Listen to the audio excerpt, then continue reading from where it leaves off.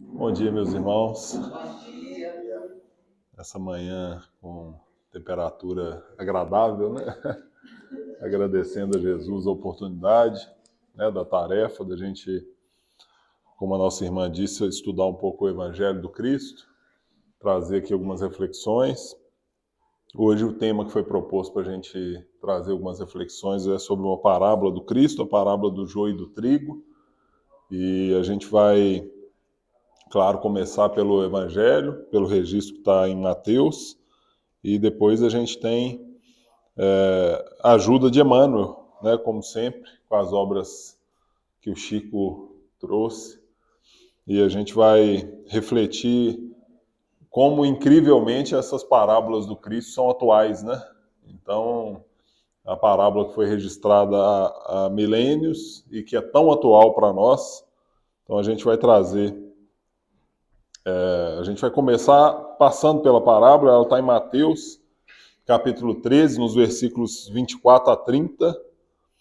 Jesus estava falando várias parábolas nesse momento, e ele trouxe essa.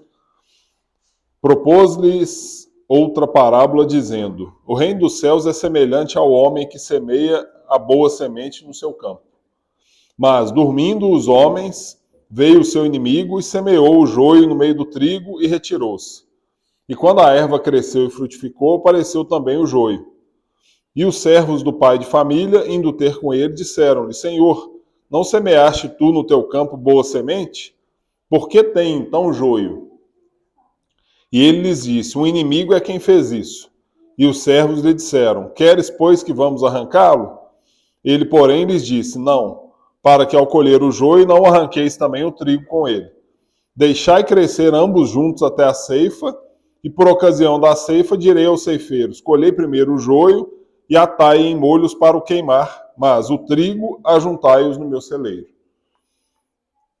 Então, quando Jesus traz essa reflexão, essa parábola, essa primeira parte já é muito interessante, né? O reino dos céus é semelhante ao homem que semeia a boa semente no seu campo. Nós falamos muito na doutrina em lei de causa e efeito, semeadura, ação e reação, enfim, a gente traz muito isso. E, de certa forma, o que a gente está fazendo a todo tempo é a semeadura. Né? O tempo inteiro a gente está semeando, a gente está plantando novas sementes. Então, cabe a nós escolher as sementes que a gente está plantando. Né? Esse é o grande desafio, a gente fazer bons plantios, porque a colheita vai vir, a colheita é obrigatória.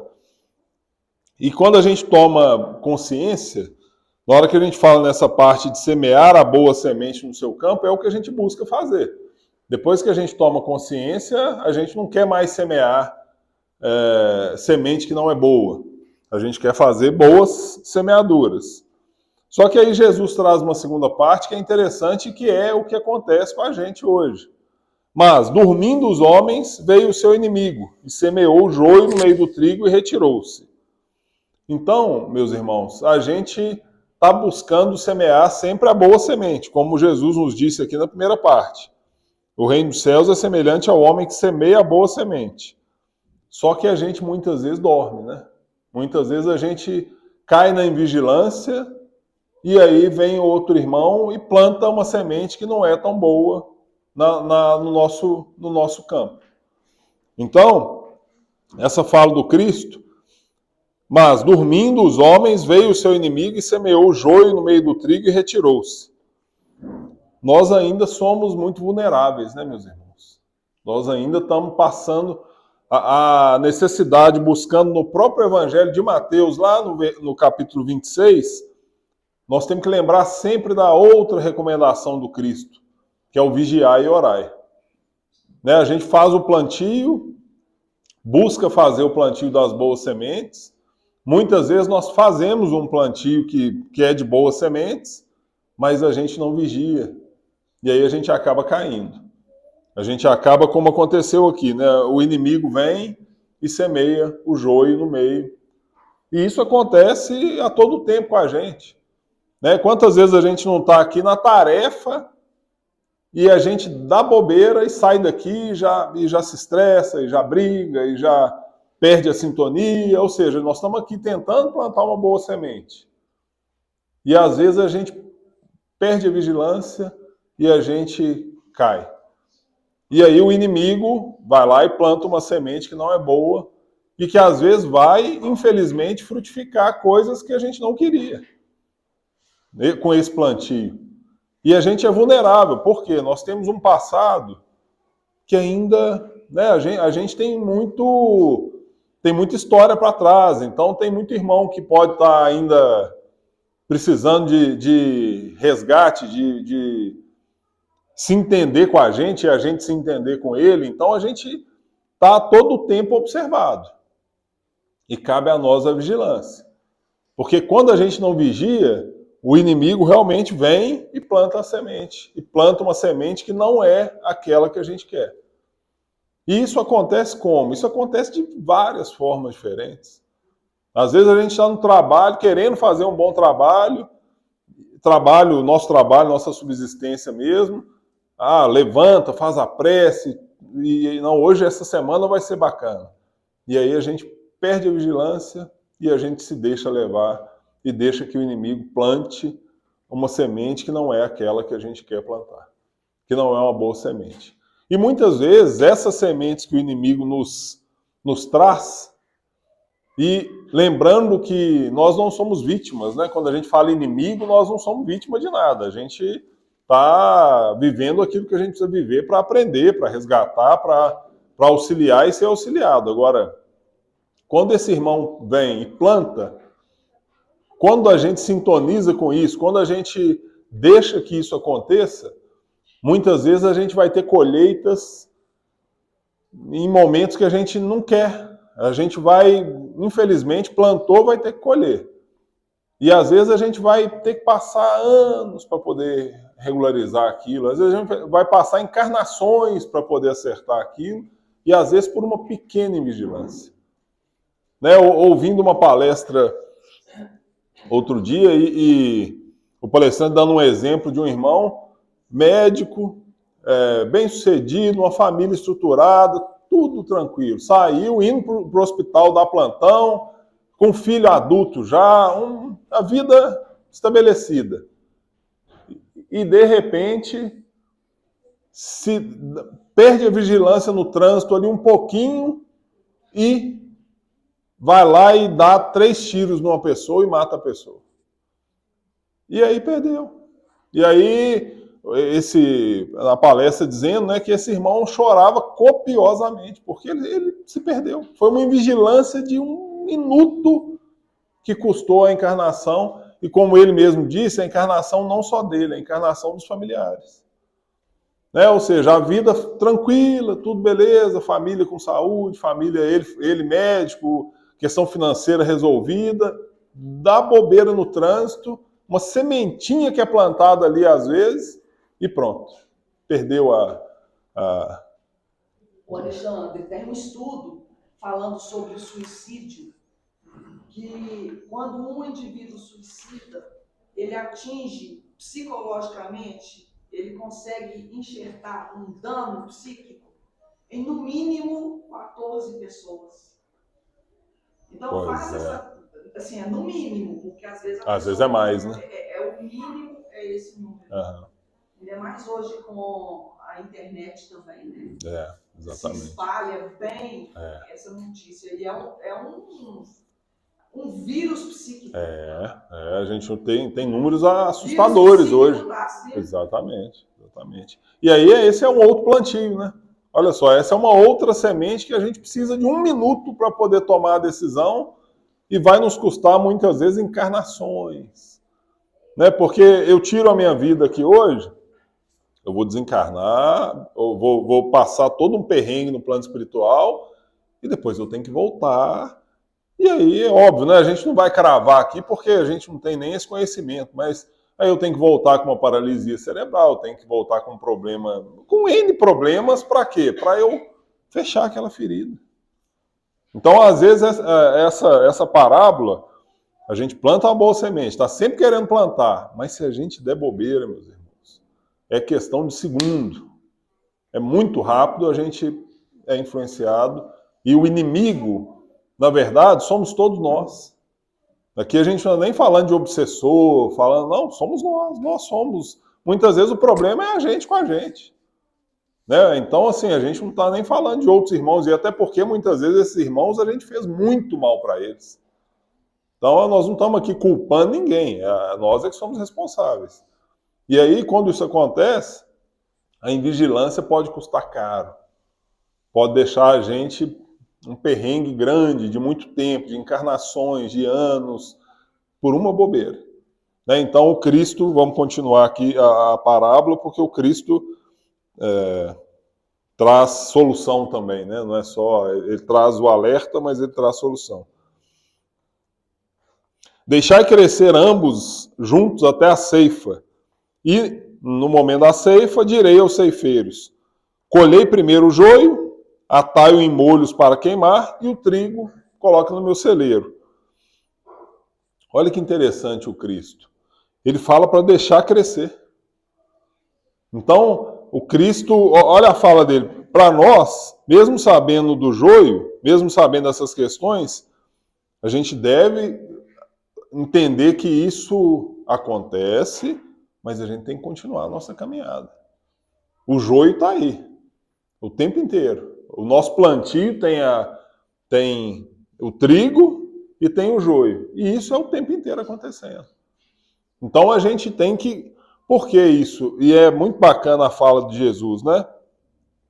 Porque se nós também formos deixar a culpa tomar conta de nós, porque a gente fez o plantio ou deixou que plantassem em nós as sementes do joio, a gente também se atrasa da mesma forma.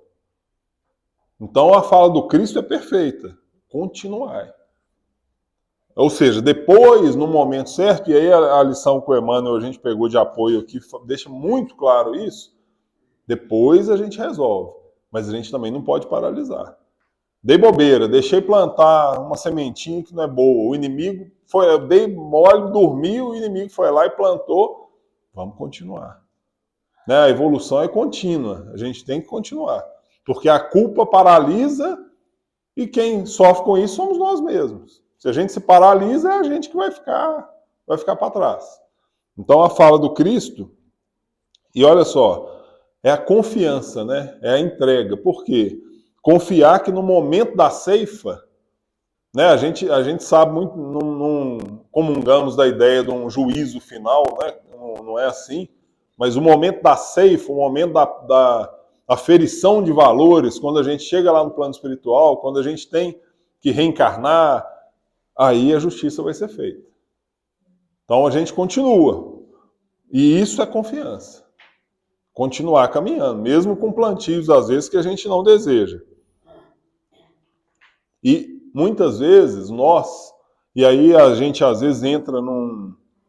Nós somos muito bons juízes, né? Principalmente dos outros. E aí a gente, quando percebe uma situação dessa, a gente quer ir lá e arrancar o joio, e aí a gente arranca joio, arranca trigo, arranca tudo de uma vez. E a gente vira um elefante entrando num jardim para colher uma flor. A gente colhe a flor, mas a gente estraga tudo. Porque a gente quer também tomar o papel de juiz e de, não, isso está errado, isso aqui é uma semente ruim, então vamos arranca tudo. E aí arranca tudo e faz uma lambança danada. Às vezes a nossa intenção é até boa, mas quando a gente vem para o Cristo, que é a nossa referência, o que ele fala? Continua, e no momento da ceifa, a justiça vai ser feita. No momento da ceifa, o trigo vai para o celeiro e o joio vai ser juntado em molho para ser queimado. Então isso também é para a gente pensar um pouco. Eu pensei um pouco sobre esse ponto de vista, porque para a gente parar de querer ser justiceiro de tudo também.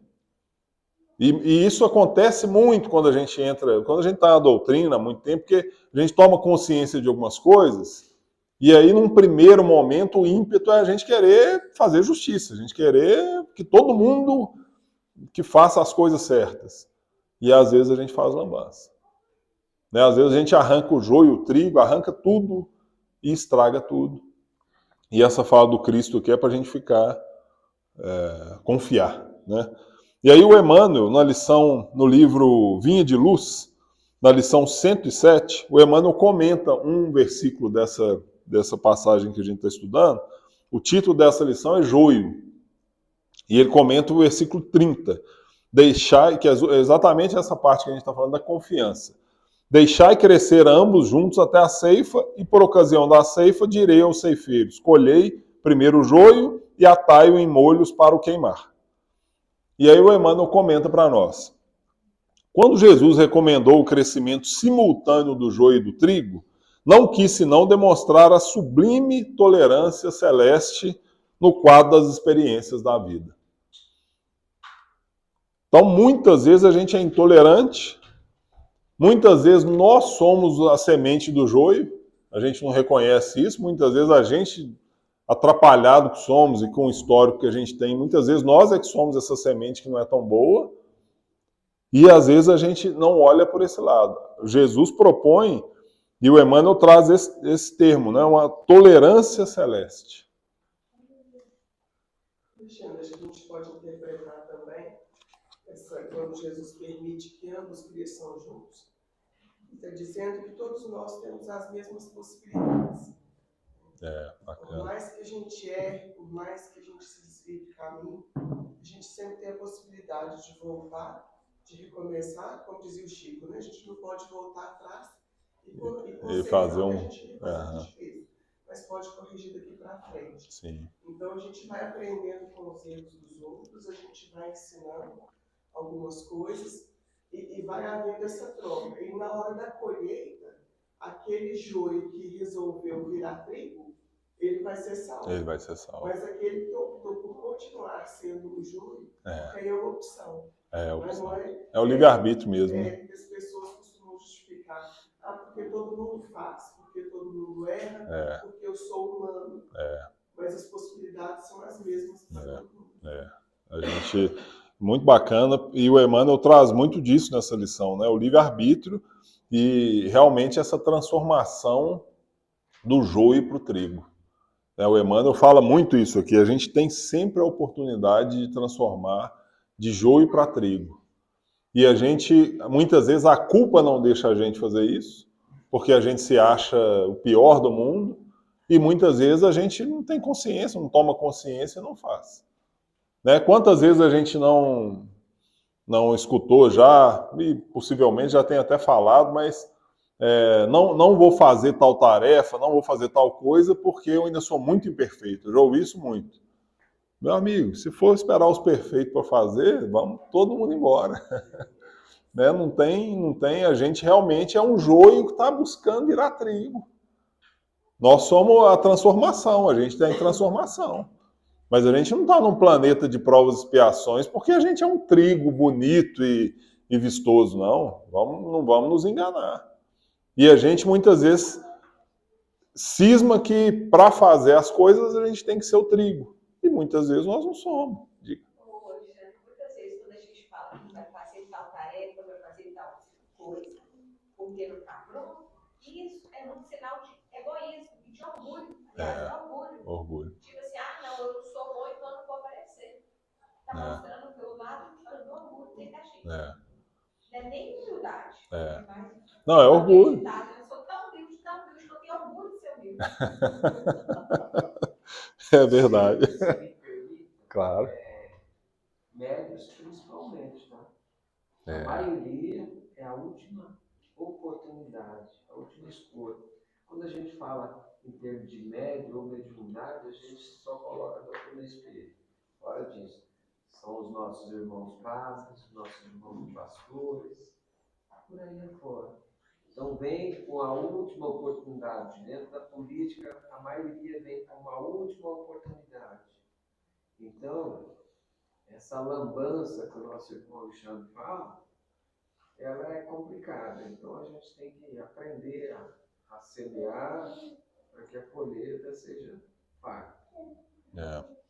E a última oportunidade para a gente fazer essa transformação, né, Samuel? Do joio para o trigo, porque a gente tem esse conhecimento e muitas vezes titubeia E justamente querendo a perfeição, justamente querendo condições, esperar condições perfeitas para poder fazer, a gente não faria nada, né? Então, e aí o Emmanuel continua aqui. O mestre nunca subtraiu as oportunidades de crescimento e santificação do homem.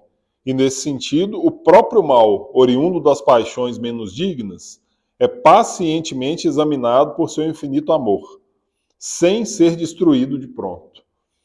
Olha que interessante, justamente como a nossa irmã disse, né? Todos temos a oportunidade. Então, mesmo com as imperfeições, Jesus sempre é benevolente com as nossas falhas. A lei divina, né? Não é Jesus na sua pessoa, mas a lei divina, ela é benevolente. A gente sempre tem a oportunidade. A gente sempre pode, como o Chico dizia, voltar atrás e fazer um novo começo, não tem jeito. Fazer um novo começo não tem jeito, mas posso começar agora e fazer um fim diferente. E a Jesus, essa lição, o Emmanuel está deixando claro para nós. Pacientemente examinado por seu infinito amor. Então a gente sempre tem a oportunidade. E aí quando a gente pega aquele relato, tem um relato que é muito falado aí, e acontece sempre, né, nas encarnações, porque quando a gente reencarna com um monte de coisa para a gente resgatar, nós estamos o tempo inteiro sendo observados. Se a gente muda a nossa postura, aquele resgate muda de figura. Quantos exemplos a gente não tem até aqui, né, com o doutor Damastor, com a equipe, de mudanças que acontecem devido a mudanças que aconteceram no comportamento. Aquele irmão, que muitos devem conhecer esse caso, né, mas que reencarna com a programação de perder um braço e perde o dedo. E aí, quando ele vai lá ouvir da espiritualidade, o que eles dizem? Por quê? Ele estava sendo observado o tempo inteiro. Mudou de postura, era tarefeiro, e bom humor, e animado. Aí ele perde o dedo, chega no hospital para ser tratado, de bom humor, conversando, tranquilo. E aí dá uma informação para ele. Nosso irmão tinha programação de perder o braço, porque no passado fazia isso com os trabalhadores e tal. Só que devido à mudança de postura, não é necessário. Deus não quer cortar o braço de ninguém. Isso é a gente que precisa. Agora, a gente tem a oportunidade. Não muda? Não tem jeito. E nós, na doutrina, é aquela história, né? Quanto maior o conhecimento que a gente tem, maior a responsabilidade que a gente adquire. Então, a partir do momento que a gente está sabendo, eu sinto informar, mas nossa responsabilidade foi lá em cima. Né? É aquela velha história. Eu chego para fazer uma prova, não sabia nem que tinha prova, não sabia qual era a matéria, não sabia. O professor pode até considerar alguma coisa do meu raciocínio ali. Agora eu chego para fazer a prova, estou com um gabarito na mão e erro a prova toda, é zero. Não tem conversa. E a doutrina é o gabarito. Podemos entender um pouco mais, um pouco menos, podemos ser mais estudiosos um pouco ou menos, mas a doutrina, de cara, com a lei de causa e efeito, com as oportunidades inúmeras das reencarnações e vários outros conceitos que a gente tem, traz para a gente um gabarito preenchido. Então, a nossa análise da nossa prova vai ser um pouco diferente. Quando a gente chegar do lado de lá, mas você era palestrante. E aí você errou tudo que você falava para o pessoal fazer, você não fez. Então, como que faz? Né? E não é maldade, não é castigo, é só... você estava lá na frente falando para todo mundo fazer, você não fez nada daquilo. E aí agora você quer benevolência? Você quer... Beleza, nós vamos reencarnar, vamos aprender. Com amor. É sem castigo, sem braveza, mas com amor. Mas nós vamos ter que voltar lá para corrigir. Né? E muitas vezes a gente tem o conhecimento e esquece disso. Jesus está examinando com seu infinito amor a nossa posição de joio e o que nós estamos fazendo para transformar em trigo.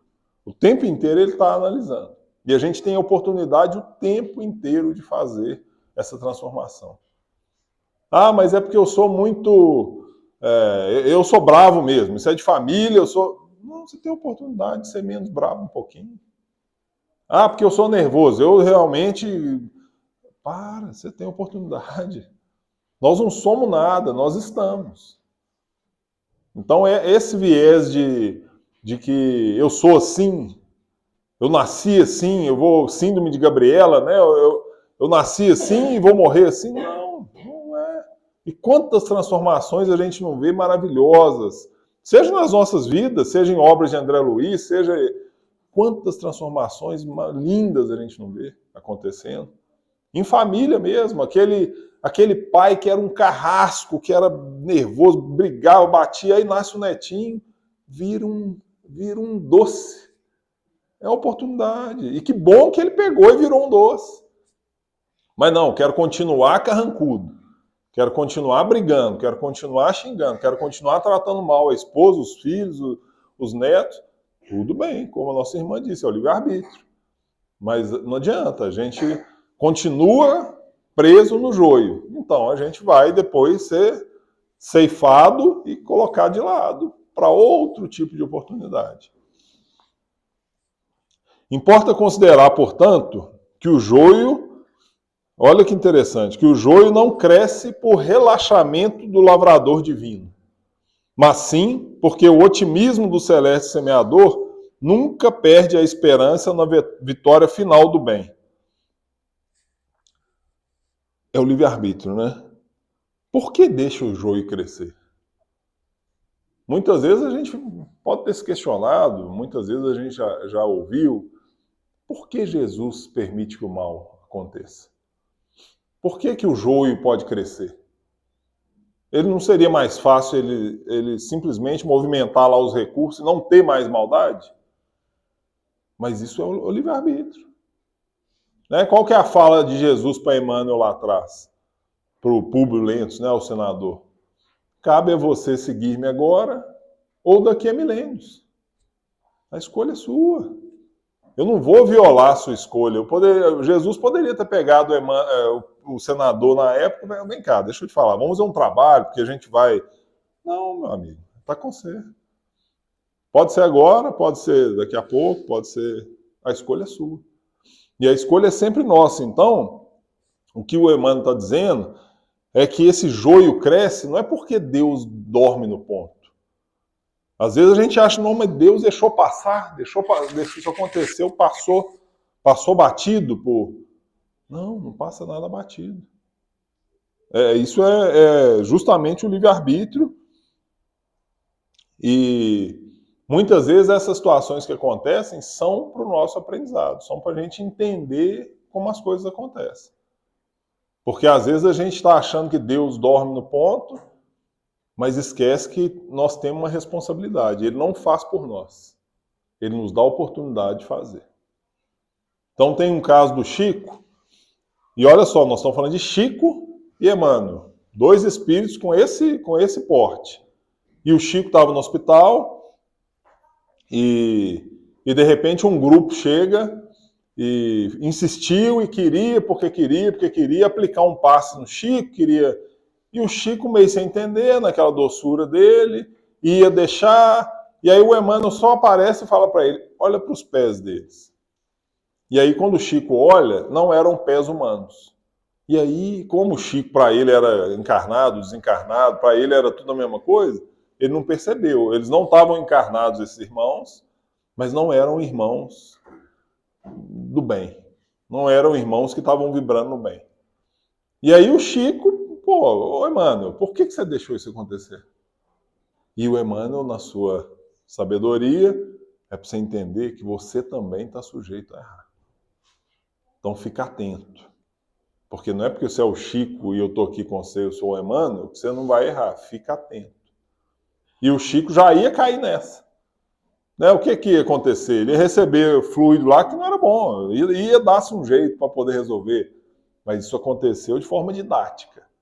Aconteceu para o Chico entender que, cuidado, lembra lá de Mateus capítulo 26, vigiai e orai. Tempo inteiro. E se isso aconteceu com o Chico, meus irmãos, nós estamos... Né, se a vibração ali o tempo inteiro, daquele jeito, não sabia nem o que era encarnado, desencarnado, e a gente aqui às vezes esquece dessa vigilância é inevitável, a gente vai passar perrengue. Porque a gente deixa a vigilância, aí voltando à parábola a gente dorme, e aí o inimigo vem e planta uma sementinha que não é legal. O Emmanuel continua: o campo do Cristo é região de atividade incessante e intensa. Tarefas espantosas mobilizam falanges heróicas. Contudo, apesar da dedicação e da vigilância dos trabalhadores, o joio surge ameaçando o serviço. Então, o Emmanuel reconhece que o trabalho do Cristo é incessante e intenso. Então, nós estamos aqui o tempo inteiro. Estamos buscando a reforma íntima, estamos buscando melhorar, entender o Evangelho, entender as lições do Cristo, fazer o bem, melhorar na família. Estamos buscando um monte de coisa. Mas, e está falando, né? Tarefas mobilizam falanges heróicas. Então, a gente tem oportunidades enormes. Uma casa como essa, que nos acolhe, uma equipe como essa que nos acolhe. Mas, muitas vezes, ele volta, o Emmanuel fala aqui, vigilância dos trabalhadores, o joio surge. Então, às vezes, pela nossa invigilância, o joio vai surgir. E como o Samuel disse, não nos enganemos que os médiuns não têm esse problema, não nos enganemos que a gente está na doutrina e a gente não tem esse problema, pelo contrário. A gente está o tempo inteiro sendo submetido a esse tipo de situação. Então, Samuel, converso muito com ele e ele sempre fala, mediunidade é simplicidade. E às vezes a gente percebe irmãos se perdendo nisso. Há julgamento? Não. Mas dormiu no ponto, o joio foi plantado. E aí começam a se achar melhor, a tarefa está acontecendo é por causa de mim, eu é que sou... E aí na hora que assusta, caiu. E às vezes, muitas vezes, como nosso irmão disse, é a última oportunidade nesse contexto do planeta Terra, de prova e expiação, para regeneração, e aí vai deixar de evoluir, vai deixar de ter benevolência, vai deixar de forma alguma. Mas aí a gente começa a ter outra caminhada. Às vezes a gente vai ter vamos ter que encarnar em outro canto para poder entender esse processo acontecendo. Jesus, porém, manda aplicar processos defensivos com base na iluminação e na misericórdia. O tempo e a bênção do Senhor agem devagarinho e os propósitos inferiores se substanciam. Então, olha só, a recomendação de Jesus para a gente aplicar os processos defensivos. E olha, quando o Emmanuel traz esse termo, eu fiquei me perguntando muito quais processos defensivos estão ao nosso alcance. Já que a gente está o tempo inteiro sujeito ao inimigo plantar o joio no nosso campo. Qual processo defensivo pode me ajudar nisso? Então a gente tem a prece, claro, a prece, a gente tem algumas coisas básicas, mas essa vigilância, ela é o tempo inteiro. Então, quando a gente vem para uma casa como essa, muitas vezes é mais fácil. Todo mundo aqui é legal, a gente é irmão para cá, irmão para lá, tá todo mundo, beleza. Aí a gente vai para o trânsito e ali a gente já deixa isso de lado e já retoma umas 10 encarnações para trás e vira um animalzinho meio... E aí o próprio Emmanuel, na introdução do Caminho, Verdade e Vida, tem uma fala muito bacana. Quem estabelece linhas divisórias entre o templo e a oficina somos nós. E ele fala, por isso estamos caindo há tanto tempo. Porque a gente entendia lá atrás que ir à igreja domingo, comungar, confessar, era o papel, pronto. Na hora que eu saí de lá, pronto, eu já cumpri já bati meu cartão. Agora eu posso falar mal dos outros, eu posso fazer maldade, eu posso tratar os outros mal, mas eu bati o cartão, pronto. E por que não estender isso até hoje em dia com a gente aqui? Eu vou no centro espírita, tomo passe. Agora eu cumpri meu papel. Eu fui lá. Depois eu saio, eu esqueço. E aí o Emmanuel deixa claro, essa linha divisória entre o templo e a oficina, é a gente que criou isso. Ele fala que qualquer lugar pode ser seu tempo de oração e de trabalho. Então eu trabalho, eu faço limpeza da rua. Eu posso praticar o evangelho fazendo limpeza da rua? Posso praticar. Eu trabalho com atendimento ao público. Como eu posso fazer? Posso fazer. Então, qualquer situação, eu sou pai, eu posso praticar? Posso. Eu sou marido, eu sou filho, eu sou esposa, eu posso? Posso. Então a gente não precisa... quantos ateus a gente não conhece que às vezes estão mais evoluídos que nós? Porque esse negócio de, eu tenho que ir à igreja, eu tenho que ir ao centro espírita para ser bom. Isso é para nós. Mas tem o ateu. Graças a Deus, né? Tem o ator, tá bom. Ele é ateu, graças a Deus, né, semana?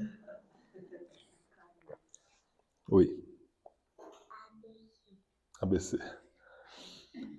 Então, muitas vezes a gente estabelece essa linha divisória entre o templo e a oficina e se esquece que em qualquer lugar a gente pode praticar o evangelho. Se a gente pensa em Jesus, que é o nosso modelo e guia, qual igreja Jesus frequentava? Nenhuma. Ele fazia o bem.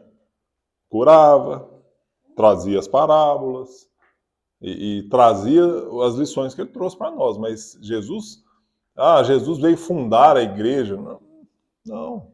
Nesse quesito, né, quando a gente pensa em igreja, comunidade, ok. A comunidade cristã. Agora, essa divisão a gente estabelece e isso só faz mal para nós. A gente é que pena com isso, porque eu sou bom quando eu estou na fraternidade. Quando eu estou em casa, eu sou um tirano. Eu sou bom quando eu estou na igreja. Quando eu vou para o trabalho, eu sou um carrasco. E aí a gente vai atrasando e vai permitindo. Isso são os joios, as sementinhas do joio que vão sendo plantadas no nosso campo. E às vezes a gente vai ter que, se reencarna às vezes, vai ter que conviver ali com uma pessoa que você fez mal e conviveu mal. Por quê? Por uma simples sementinha que foi plantada ali e a gente deixou crescer. Então essa vigilância cabe a nós o tempo inteiro. O homem comum ainda não dispõe de visão adequada para identificar a obra renovadora. A gente, graças a Deus, a gente tem a bênção do esquecimento. Então a gente não consegue ter a visão do todo. É como se a gente estivesse analisando, para o pessoal aí do direito, das leis, se a gente está analisando um processo desse tamanho processo, com 5.000 páginas, e a gente está com uma única página na mão. E aí eu quero analisar o processo todo com aquela página. A gente não consegue. A gente não vai ter condições de fazer uma análise correta daquele processo olhando uma única página. E nós, quando encarnados, o que a gente está vendo? Uma única página. Então o Emmanuel deixa claro aqui que a nossa visão não está adequada para identificar essa obra renovadora. Então eu senti até uma certa benevolência aqui com a gente, porque não nos cobremos tanto assim também, porque a condição que a gente está ainda é dessa forma. Ainda é desafiadora. Agora, cabe a nós, com o conhecimento que a doutrina trouxe, né, a luz que a doutrina trouxe, a gente buscar a mudança de conduta. No Livro dos Espíritos, quando perguntam aos Espíritos, quando Kardec pergunta aos Espíritos o verdadeiro sentido da palavra caridade, como entendia Jesus, são 3 coisinhas que não são fáceis, mas são só 3. Benevolência. Então, a gente procurar, tá, gente? Porque não é fácil, mas procurar ser bom com todo mundo.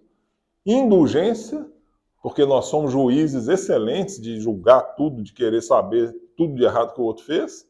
E o perdão. É fácil? Óbvio que não. E o perdão é o perdão de eu querer, eu perdoei, agora eu quero morar com essa pessoa, não é esse perdão.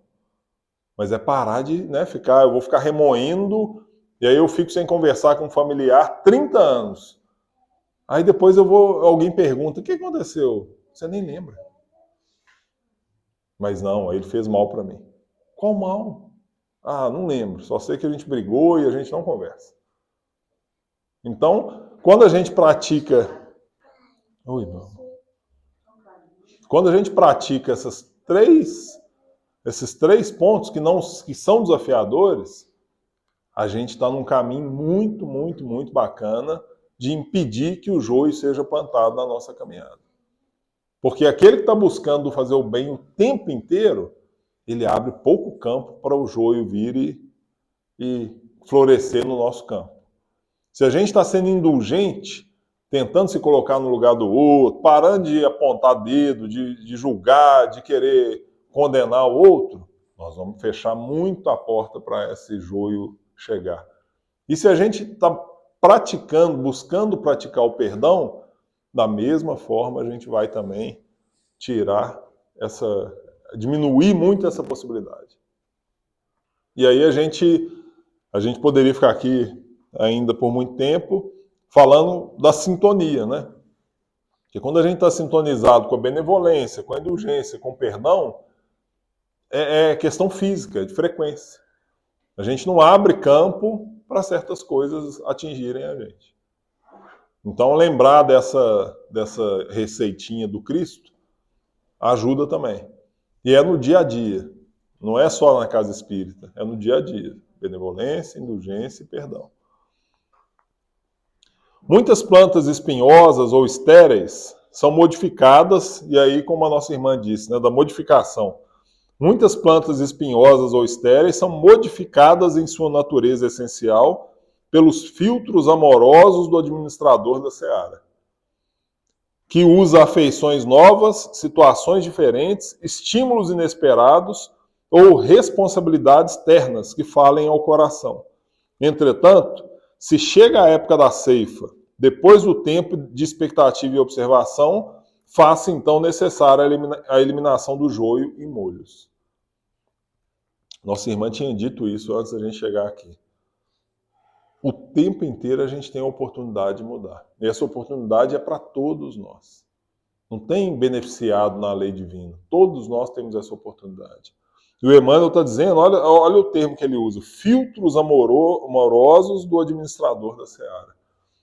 O filtro de Jesus com as nossas imperfeições é enorme. É enorme. É Jesus andando e quando eles encontram o cachorro lá, e o que Jesus fala? Que dentes lindos ele tinha. O tempo inteiro ele está usando desse filtro com a gente. A gente está fazendo um monte de coisa errada, mas Jesus olha para nós e fala, mas aqui, olha que bacana isso aqui que ele está fazendo. Ou então ele olha para um Públio Lentz e fala, mas olha o que ele vai fazer lá na frente, a capacidade, a oportunidade que ele vai ter de fazer. Então sempre estão ligados esses filtros do Cristo na nossa caminhada. A todo tempo eles estão ligados. Então, a oportunidade de mudança começa agora. A gente não precisa esperar segunda-feira, a gente não precisa esperar amanhã, não precisa esperar o ano que vem. É agora. Porque aí o Emmanuel depois, ele fala coisa muito legal, mas depois ele traz aqui um ponto que é o seguinte. Você vai ter oportunidade. Agora, se durante o período, olha só, depois do tempo de expectativa e observação, se não houver mudança, aí, meu caro, faça necessária a eliminação do joio e molhos. Então a oportunidade está aí. Como Samuel disse, é a última oportunidade, estamos encarnados.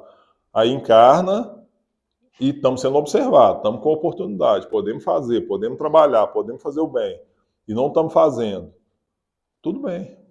Ô, Alexandre, Diga. acho que transforma para a gente. Poderia trazer esse joio como se fosse a dor? Não deixa de ser alguma coisa, mas a dor, muitas vezes, ela é uma consequência de um joio que você plantou lá atrás, né? Não, mas na separação, teve oportunidade, não foi, aí vem e mandou para a pessoa acordar. Sim, sim.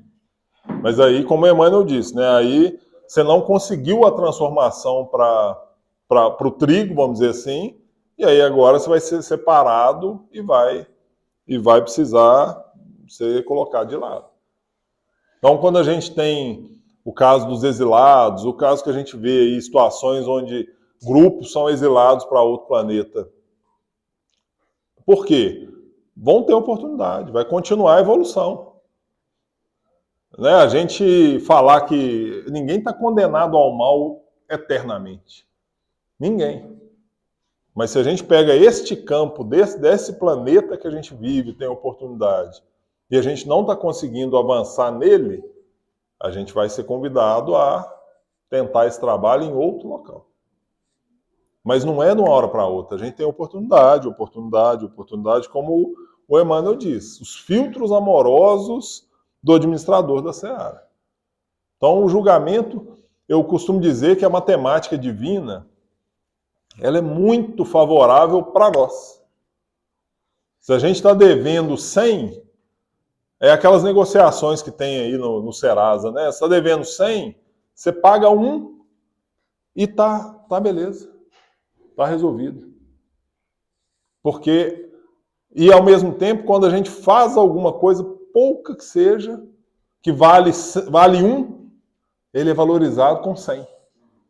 É uma matemática que está o tempo inteiro para nos valorizar. É uma matemática realmente muito benevolente com a gente. Porque Jesus não quer castigar ninguém. Deus não quer castigar ninguém.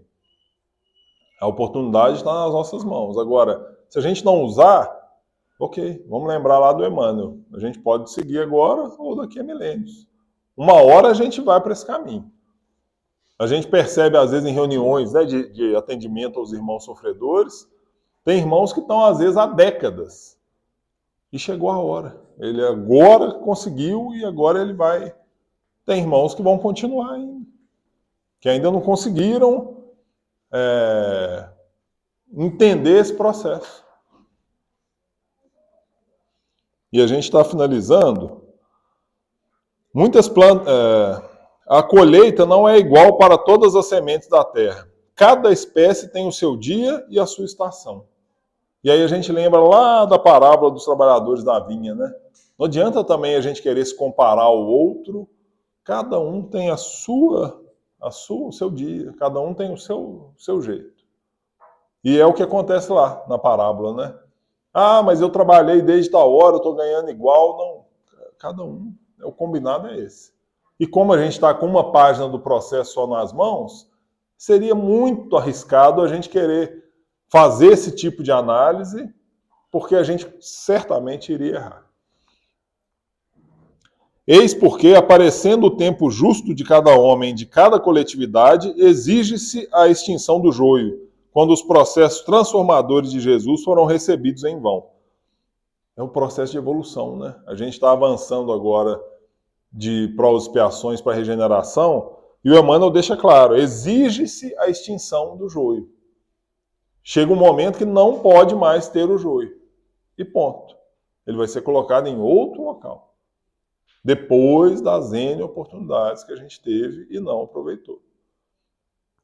E a gente finaliza agora com o último trecho aqui da lição. Nesse instante, vemos a individualidade ou o povo se agitarem através de aflições e hecatombes diversas, em gritos de alarme e socorro, como se estivessem nas sombras do naufrágio inexorável. No entanto, verifica-se apenas a destruição de nossas aquisições ruinosas ou inúteis. E, em vista do joio ser atado aos molhos, uma dor nunca vem sozinha. Então, o Emmanuel finaliza trazendo para nós justamente isso, né? A gente vê, às vezes, coletividades, porque ele fala individualidade ou a coletividade. Às vezes é o grupo que não entendeu, que não avançou, e aí precisa ser colocado de lado. Então, a intenção foi provocar a todos nós a oportunidade que a gente tem de colocar de lado o joio ou de transformar esse joio em trigo que a gente tem na nossa encarnação o tempo inteiro.